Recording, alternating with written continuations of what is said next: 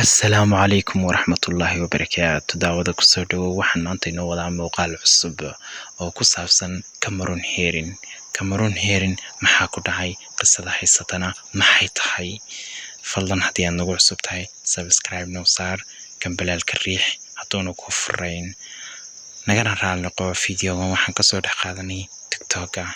دعوة كاميرون وحاو كسو جيدا دالك مريكنكا وحاو كنو ليهاي كارحان gobolka Florida.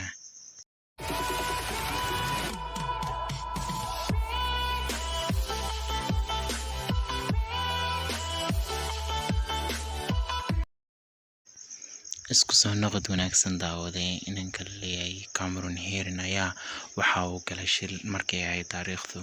2018 May 13 isagoo u raacay saaxiibkiis Jimta kadib waxa ay galeen tartankaas oo ahaa sharci darro oo ah laamida dhexdeeda ay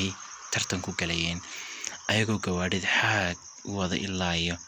intaas xawaare u jaray kasto ayna sheegin xawaaraha u jaray halkii saac balse laakiin ay dhacday in ay shil galiyaan gabadh jirta markaas 4 bilood iyo hooyadeed oo jirta 24 sano. haddaba Cameron Heerin waxaa lagu xukumay 24 sano guud ahaan oo xadhiga hase haatee waxaa lagu kala xukumay labada dambi oo kala ah inuu 9 sano uu ku xidhnaado gobolka Florida dambiga kale oo ah inuu xidhnaado 15 sano oo xabsi kala hase haatee maxay tahay labada dambi ee lagu xukumay inankan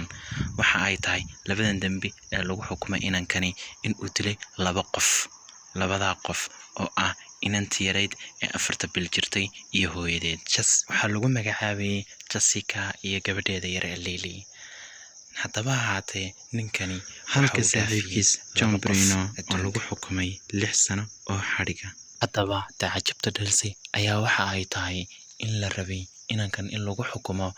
xabsi daayin mise dil mise in ka badan 30 sano oo xadhiga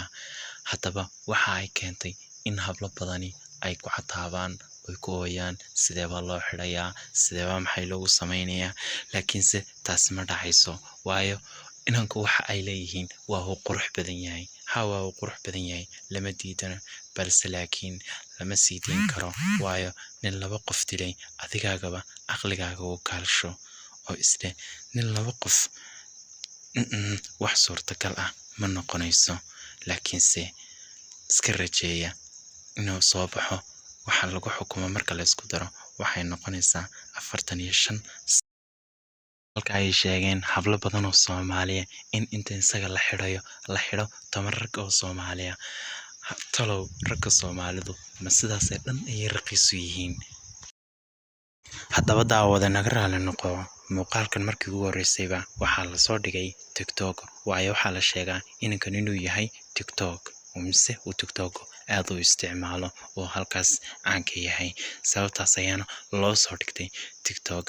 daawade adigoo mahadsan subscribe noo saar hanaga iloobin inaad nagu xidhnaato mar waliba oo ku soo gudbino akhbaar waliba oo cusub iyo waxa ka dhacaya dunida dacaladeeda.